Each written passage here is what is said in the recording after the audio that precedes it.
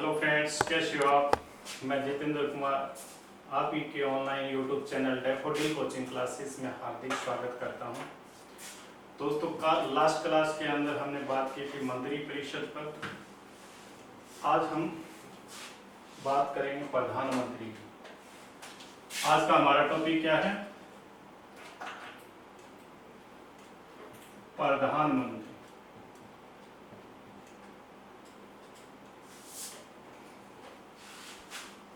Prime minister यानी भारत के प्रधानमंत्री के बारे में आज हम चर्चा करेंगे। दोस्तों, शासन की सारी शक्तियां किस में निहित होती हैं? प्रधानमंत्री के अंदर ही निहित होती है। यानी हम ये कह सकते हैं कि देश का शासन कौन चलाता है? ये प्रधानमंत्री ही चलाता है। इसके अलावा दोस्तों, जो पावर्स राष्ट्रपति को मिली है, इनका वास्तविक रूप से प्रयोग कौन करता है? प्रधानमंत्री ही करता है। इसलिए वास्तविक कार्यपालिका का प्रधान भी कौन होता है? प्रधानमंत्री होता है। यही यानी आपको ये पूछा जाए कि सबसे शक्तिशाली राजनीतिक पद कोई है तो वो होता है प्रधानमंत्री का। प्रधानमंत्री का पद जो होता है वो सबसे शक्तिशाली राजनीतिक पद माना जाता है और यही देश का सर्वोच्च शासक होता है। देश के शासन का संचालन प्रधानमंत्री ही करता है। क्यों? क्योंकि शासन की सारी शक्तियां इसमें निहित होती हैं। तो दोस्तों, ये थी प्रधानमंत्री से संबंधित बेसिक बातें। यानी ये देश का सर्वोच्च शासक होता है। देश का सर्वोच्च शासक कौन होता है? प्रधानमंत्री होता है। इसके अलावा हम बात करें तो वास्तविक कार्यपालिका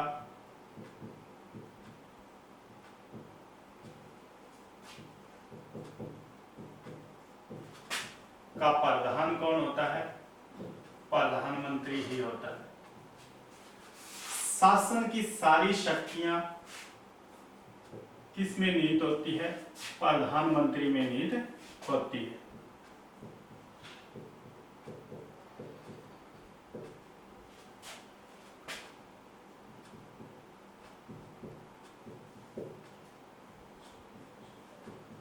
इसी में निहित होती है। यानी प्रधानमंत्री पद है वो सबसे शक्तिशाली राजनीतिक पद होता है। सबसे शक्तिशाली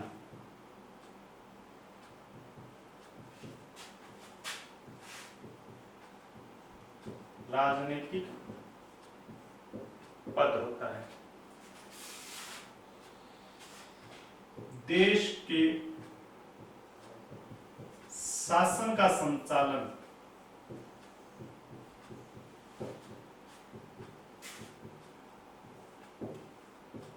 प्रधानमंत्री करता है। तो ये कुछ बातें हैं प्रधानमंत्री पद से संबंधित कि वो देश का सर्वोच्च शासक होता है, देश के शासन का संचालन करता है, शासन की सारी शक्तियां इसी में निहित होती है। ये वास्तविक कार्यपालिका का प्रधान होता है क्योंकि राष्ट्रपति की समस्त शक्तियों का वास्तविक रूप से प्रयोग प्रधानमंत्री और मंत्री परिषद ही करता है। इसके अलावा प्रधानमंत्री पद देश का सबसे शक्तिशाली राजनीतिक पद माना जाता है। इसके अलावा हम बात करें तो प्रधानमंत्री मंत्री परिषद और राष्ट्रपति के मध्य कड़ी का कार्य करते हैं। मंत्री परिषद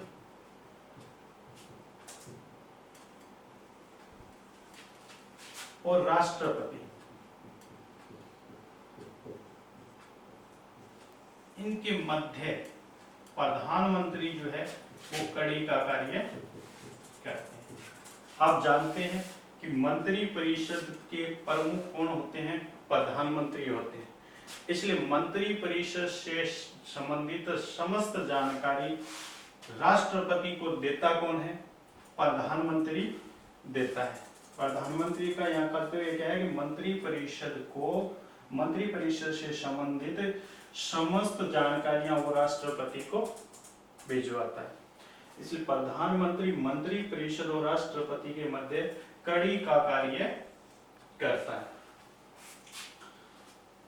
इसके बाद हम बात करते हैं दोस्तों आर्टिकल 74 की, जिसको हमने मंत्री परिषद में भी पढ़ा था। आर्टिकल 74 में बताया गया है कि राष्ट्रपति की सहायता के लिए एक मंत्री परिषद होगी और उस मंत्री परिषद का प्रमुख कौन होगा? प्रधानमंत्री होगा। बात करते हैं आर्टिकल 74 की। आर्टिकल 74 की आर्टिकल 74 में बताया गया है दोस्तों कि राष्ट्रपति की सहायता के लिए एक मंत्री परिषद होगी जिसका प्रमुख प्रधानमंत्री होगा।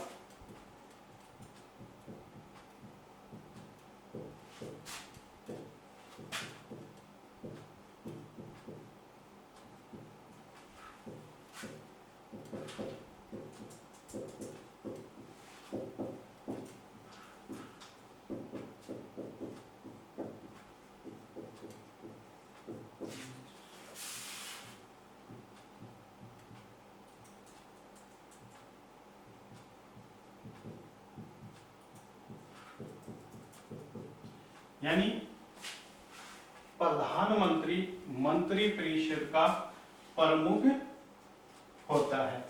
ये बात आर्टिकल 74 में बताई गई कि राष्ट्रपति की सहायता के लिए मंत्री परिषद होगी और उसका प्रमुख प्रधानमंत्री होता है। इसके अलावा हम बात करते हैं दोस्तों आर्टिकल 75 की। आर्टिकल 75 के अंदर प्रधानमंत्री पद का उल्लेख किया गया है। किसका उल्लेख किया गया है? प्रधानमंत्री पद का उल्लेख किया गया। किस आर्टिकल में किया गया है? आर्टिकल 75 के अंदर। आर्टिकल 74 में तो कहा गया कि मंत्री परिषद का प्रमुख प्रधानमंत्री होता है। आर्टिकल 75 में प्रधानमंत्री पद का उल्लेख किया गया है। और बात करते हैं आर्टिकल 75(1) की। तो दोस्तों आर्टिकल 75(1) में बताया गया है कि राष्ट्रपति लोकसभा में बहुमत दल के नेता को प्रधानमंत्री नियुक्त करेगा। तो आर्टिकल 75(1) में क्या प्रावधान है कि राष्ट्रपति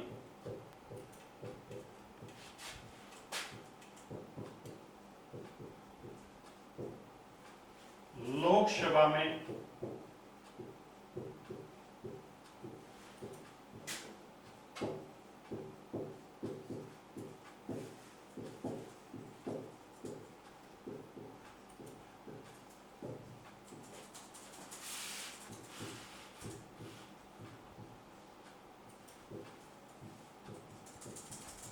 यानी राष्ट्रपति लोकसभा में बहुमत दल के नेता को प्रधानमंत्री नियुक्त करेगा।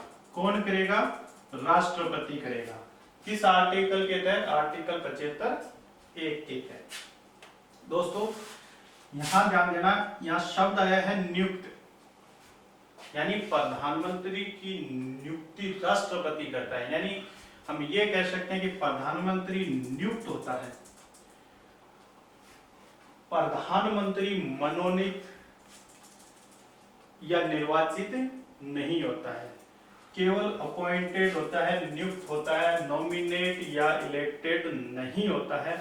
और एग्जामिनर यही इस प्रकार से कंफ्यूज करने के लिए यहाँ शब्द दे देता है कि प्रधानमंत्री होता है नियुक्त, निर्वाचित, मनोनीत या इनमें से कोई नहीं। तो वहां जो सही ऑप्शन होगा वो नियुक्त होगा, क्योंकि प्रधानमंत्री निर्वाचित व मनोनीत नहीं होता है। उसका निर्वाचन प्रधानमंत्री के रूप में नहीं होता है, बल्कि एक संसद सदस्य के रूप में होता है। तो यहाँ ध्यान देना, कि ये प्रधानमंत्री कैसा होता है, नियुक्त होता है, निर्वाचित या मनोनीत नहीं होता है।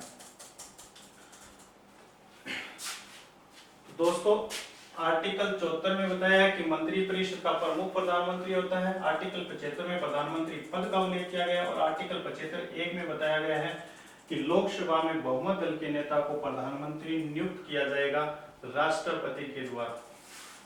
अब हम बात करते हैं दोस्तों प्रधानमंत्री बनने के लिए क्या योग्यता चाहिए। वही योग्यता होगी जो एक मंत्री बनने के लिए या संसद का सदस्य बनने के लिए। प्रधानमंत्री बनने के लिए क्या योग्यता चाहिए उसके बारे में बात करते हैं।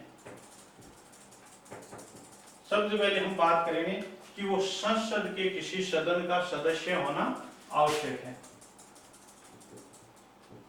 संसद के किसी एक सदन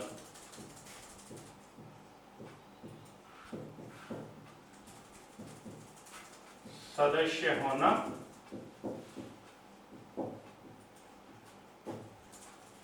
आवश्यक है। अगर नहीं है तो 6 माह के भीतर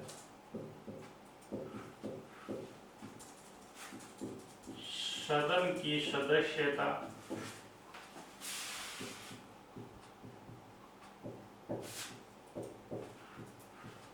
ग्रहण करना आवश्यक है। क्या बताया है,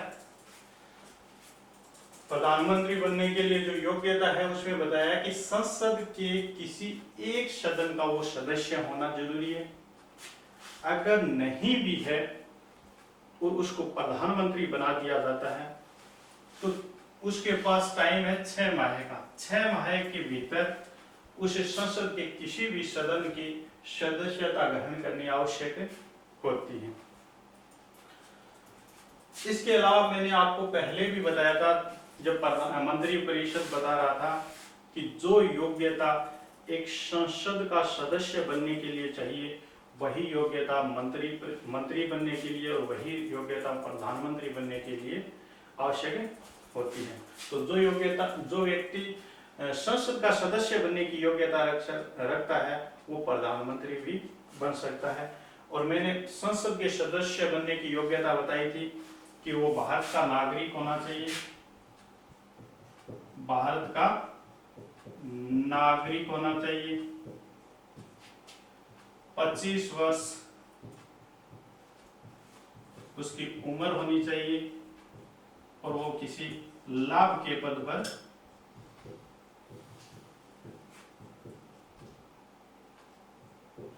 नहीं होना चाहिए।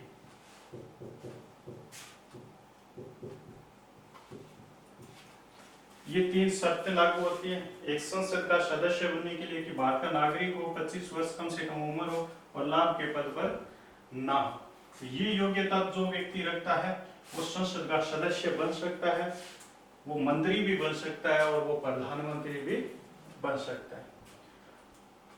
तो हमने देखा कि प्रधानमंत्री की योग्यता में कि वो संसद के किसी एक सदन का सदस्य होना जरूरी है। अगर नहीं है तो 6 माह के भीतर सदस्यता लेनी जरूरी है, अन्यथा उसे पद से हटा दिया जाता है। योग्यता के बाद हम बात करते हैं दोस्तों प्रधानमंत्री की शपथ की। इसको शपथ कौन दिलाता है?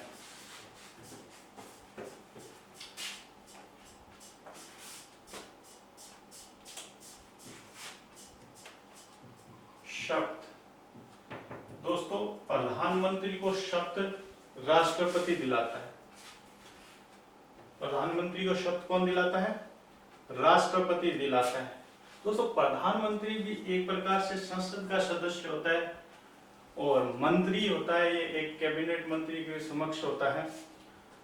तो जब मैंने मंत्री परिषद बताया तब बताया था कि मंत्रियों की नियुक्ति और उनको शपथ राष्ट्रपति दिलाता है। तो प्रधानमंत्री को भी की नियुक्ति भी राष्ट्रपति कर रहा है और उनको शपथ भी कौन दिला रहा है? राष्ट्रपति ही दिलाता है। तो बात करते हैं शपथ की। इनको शपथ राष्ट्रपति दिलाता है। राष्ट्रपति पद और गोपनीयता।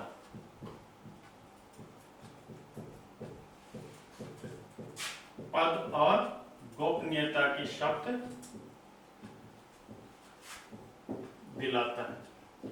दोस्तों, मंत्री और प्रधानमंत्री ये पद और गोपनीयता की शपथ लेते हैं, जबकि राष्ट्रपति पद और संविधान की रक्षा की शपथ लेते हैं। तो इनको पद और गोपनीयता की शपथ कौन दिलाता है? राष्ट्रपति दिलाता है। इसके बाद हम बात करते हैं दोस्तों, प्रधानमंत्री है, ये अपना त्याग पत्र किसको देगा? त्याग पत्र। दोस्तों, प्रधानमंत्री की नियुक्ति राष्ट्रपति कर रहा है, उनको शर्त भी राष्ट्रपति दिला रहा है। प्रधानमंत्री अपना त्याग पत्र भी राष्ट्रपति को ही देगा। किसको त्याग पत्र देगा? राष्ट्रपति को। प्रधानमंत्री अपना त्याग पत्र किसको देता है? राष्ट्रपति को देता है। इसके बाद हम बात करते हैं दोस्तों प्रधानमंत्री के कार्यकाल की। तो प्रधानमंत्री का जो कार्यकाल है वो अनिश्चित होता है। अनिश्चित होता है, यानी ये राष्ट्रपति के पश्चात पर्यंत अपने पद को धारण करते हैं। राष्ट्रपति के पश्चात पर्यंत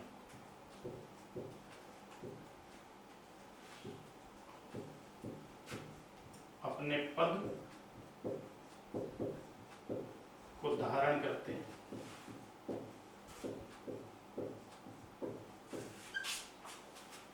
राष्ट्रपति के पश्चात पर्यंत का मतलब मैंने पहले भी बताया था कि तब जब तक राष्ट्रपति चाहे इनको अपने पद पर रख सकते हैं। इसका मतलब ये भी नहीं था कि राष्ट्रपति जब चाहे इनको हटा सकें। इसका मतलब ये था कि ये प्रधानमंत्री जिस भी दल के होते हैं उस दल का सदन में बहुमत है तब तक ये अपने पद को धारण करते हैं। जैसे ही बहुमत गिर जाता है, ये अल्पसंख्यक में आ जाते हैं, तो राष्ट्रपति इनको पद से हटा देते हैं। इसलिए चाहे मंत्री हो चाहे प्रधानमंत्री हो, इनका कार्यकाल निश्चित नहीं होता है। ये राष्ट्रपति के पश्चात पर्यंत ही अपने पद को धारण करते हैं। जबकि बाद में संसदीय शासन परंपरा है, इसलिए सामान्यतः 5 वर्ष इनका कार्यकाल मान लिया जाता है। तो इनका कार्यकाल कितना होता है? अनिश्चित होता है। इसके बाद हम बात करते हैं दोस्तों वेतन की। प्रधानमंत्री का जो वेतन है वो 1,60,000 मासिक है। कितना है? 1,60,000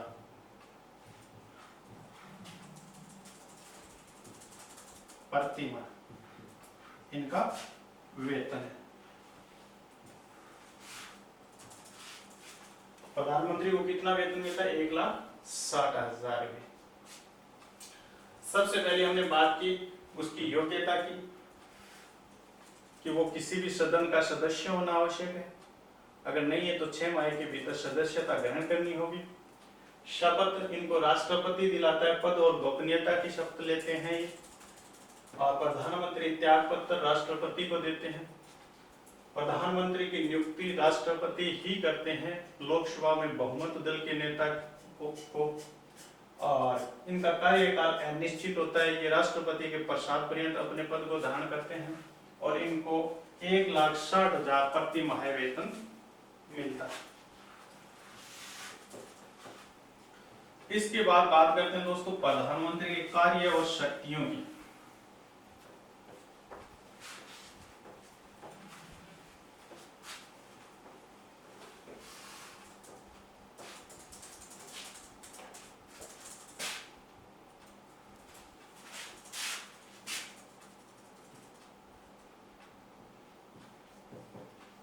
प्रधानमंत्री के कार्य एवं शक्तियां।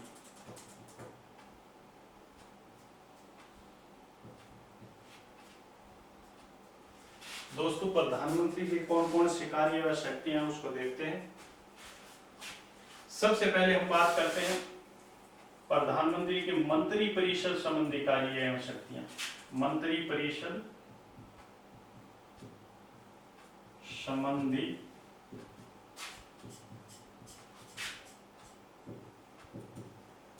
कार्य एवं शक्तियां। मंत्री परिषद से संबंधित इन प्रधानमंत्री के क्या क्या कार्य एवं शक्तियां होती है वो देखते हैं। दोस्तों मंत्री परिषद से संबंधित प्रधानमंत्री के कार्यों में अगर मैं बात करूं तो प्रधानमंत्री जो है वो मंत्रियों की नियुक्ति के लिए राष्ट्रपति को उनके नाम की सिफारिशें करता है। ये कार्य किसका है? प्रधानमंत्री का है। कौन सा है कि प्रधानमंत्री मंत्रियों की नियुक्ति के लिए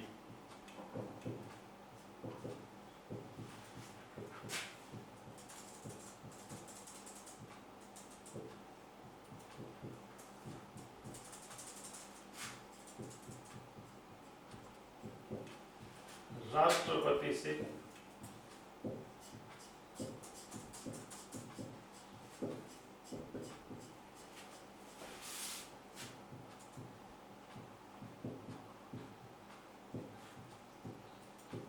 पहला कार्य क्या है मंत्री परिषद से संबंधित कि जो प्रधानमंत्री होगा वो मंत्रियों की नियुक्ति के लिए राष्ट्रपति से उनके नाम की सिफारिश करता है। मैंने आपको बताया था कि ये मंत्री परिषद जो होती है इसका प्रमुख प्रधानमंत्री होता है और प्रधानमंत्री की नियुक्ति राष्ट्रपति करता है, लेकिन मंत्री परिषद की यानी अन्य जो मंत्री हैं उनकी नियुक्ति कौन करता है? राष्ट्रपति प्रधानमंत्री की सलाह पर करता है। तो उन मंत्रियों के नामों की जो सिफारिश करता है वो प्रधानमंत्री ही करता है। फिर उनकी नियुक्ति राष्ट्रपति द्वारा की जाती है। तो प्रधानमंत्री मंत्रियों की नियुक्ति के लिए राष्ट्रपति से उनके नाम की सिफारिश करता है। दूसरा कार्य दोस्तों प्रधानमंत्री मंत्रियों को मंत्रालय आवंटित करता है और उनमें फेरबदल करने की जो पावर है वो भी प्रधानमंत्री के पास ही होती है। तो दूसरा कार्य क्या था? मंत्रियों को मंत्रालय आवंटित करना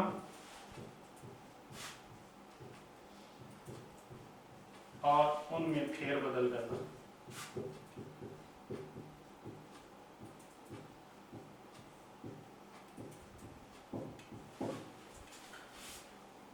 यानी मंत्रियों को जो विभाग या मंत्रालय दिया जाता है वो कौन देता है? प्रधानमंत्री ही आवंटित करता है। और उन मंत्रालयों में फेरबदल का कार्य भी कौन करता है? प्रधानमंत्री ही करता है। तो आवंटित का कार्य और फेरबदल दोनों कार्य प्रधानमंत्री ही करता है। तीसरी बात हम करें दोस्तों मंत्री परिषद की बैठक कौन बुलाता है? प्रधानमंत्री बुलाता है। और जो मंत्री होते हैं उनकी गतिविधियों को नियंत्रित व निर्देशित करने का कार्य भी प्रधानमंत्री करता है। उन मंत्रियों में समन्वय स्थापित करने का कार्य भी कौन कर रहा है? प्रधानमंत्री ही करता है। तीसरा काम कौन सा है? मंत्री परिषद की बैठक बुलाता है।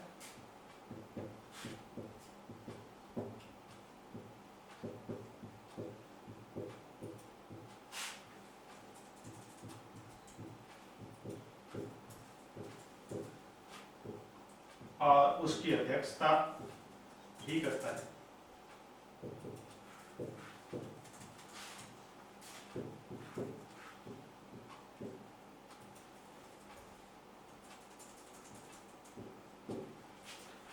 मंत्री परिषद की बैठक कौन बुलाता है? प्रधानमंत्री बुलाता है। उसकी अध्यक्षता कौन करता है? प्रधानमंत्री करता है। लेकिन अगर बाई चांस प्रधानमंत्री अनुपस्थित है तो फिर इस मंत्री परिषद की बैठक की अध्यक्षता कौन करेगा? गृह मंत्री करता है। और अगर गृह मंत्री भी अनुपस्थित है तो उस स्थिति में रक्षा मंत्री उस बैठक की अध्यक्षता करेगा। इसके अलावा दोस्तों प्रधानमंत्री किसी मंत्री को त्यागपत्र देने के लिए कह सकता है। और अगर वो मंत्री त्यागपत्र नहीं देता है तो उसे बर्खास्त कराने की सिफारिश राष्ट्रपति से कर सकता है। क्या बताया?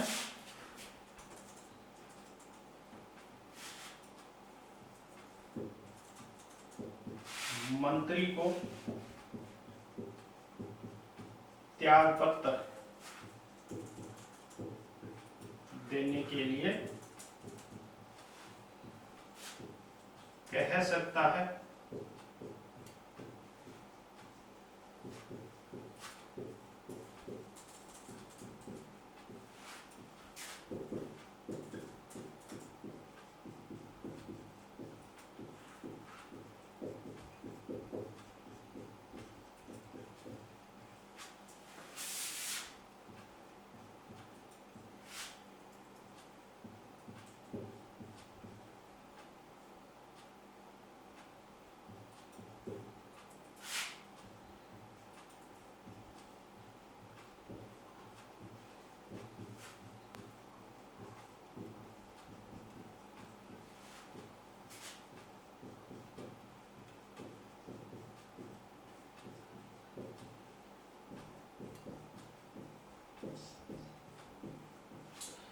यानी मंत्री को त्यागपत्र देने के लिए कह सकता है प्रधानमंत्री, और वो अगर त्यागपत्र नहीं दे रहा है तो उस स्थिति में उसे बर्खास्त करने की सिफारिश वो राष्ट्रपति से कर सकता है।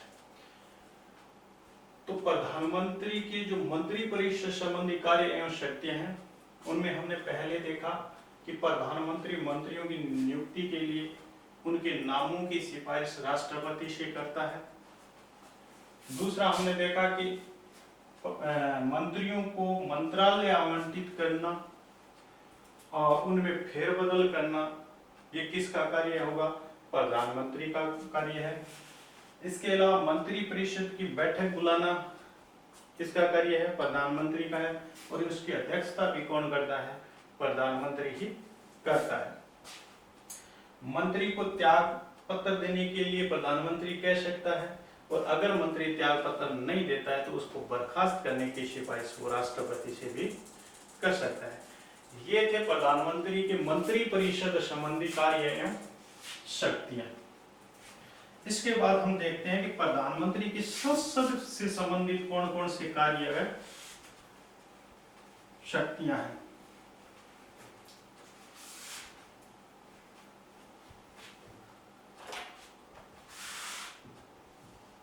संसद से संबंधित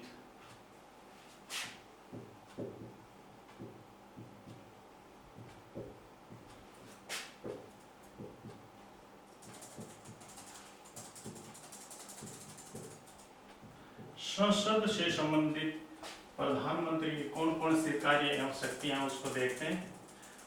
तो दोस्तों, प्रधानमंत्री राष्ट्रपति को संसद का सत्र आहूत करने और उसका प्रावधान करने के लिए परामर्श देता है।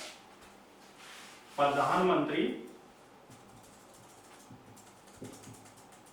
राष्ट्रपति को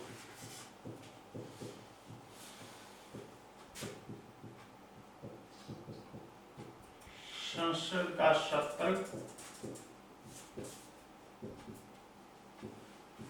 आहूत करने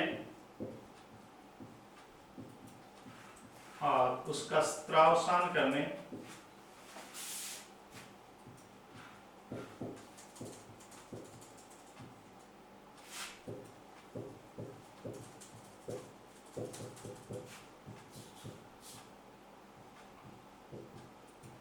परामर्श या सलाह देता है। प्रधानमंत्री राष्ट्रपति को संसद का सत्र बुलाने के लिए और संसद का सत्र समाप्त करने के लिए राष्ट्रपति को परामर्श देता है कि कब सत्र बुलाना है, कब सत्र का प्रावधान करना है।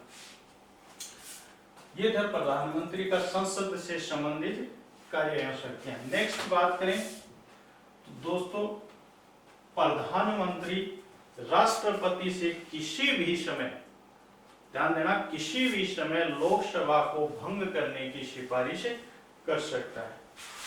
दूसरा कार्य कौन सा है? प्रधानमंत्री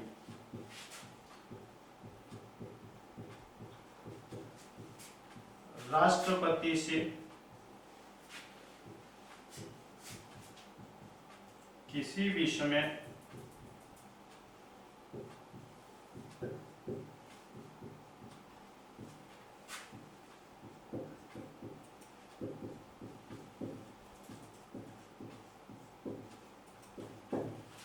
भंग करने की सिफारिश कर सकता है।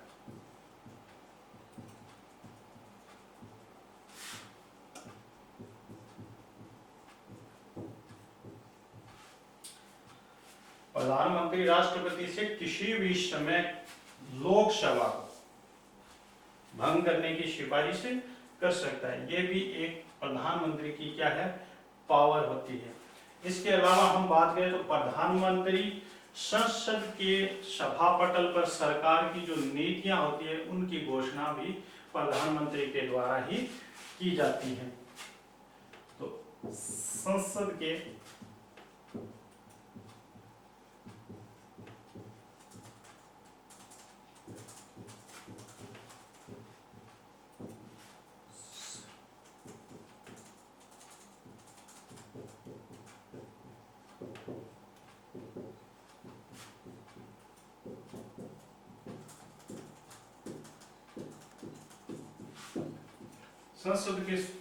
समक्ष सरकार की जो महत्वपूर्ण नीतियां होती है उनकी घोषणा भी कौन करता है? प्रधानमंत्री ही करता है। तो प्रधानमंत्री के संसद से संबंधित ये कुछ कार्य और शक्तियां हैं, जिसमें हमने सबसे पहले बात की थी कि प्रधानमंत्री राष्ट्रपति को संसद का सत्र आहूत करने और उसका सत्रावसान करने के लिए परामर्श देता है। दूसरी बात की थी हमने, प्रधानमंत्री राष्ट्रपति से किसी भी समय लोकसभा को भंग करने की सिफारिश कर सकता है। और तीसरी बात की थी हमने कि संसद के सभापटल पर सरकार की जो भी महत्वपूर्ण नीतियां होती हैं उनकी घोषणा प्रधानमंत्री करते हैं। दोस्तों, प्रधानमंत्री के कार्य और शक्तियों में हमने संसद के प्रति और मंत्रिपरिषद के प्रति प्रधानमंत्री के जो कार्य एवं शक्तियां थी वो देखिए। नेक्स्ट जो प्रधानमंत्री के कार्य एवं शक्तियां हैं उनको हम अगली क्लास में देखेंगे। आज के लिए बस इतना ही।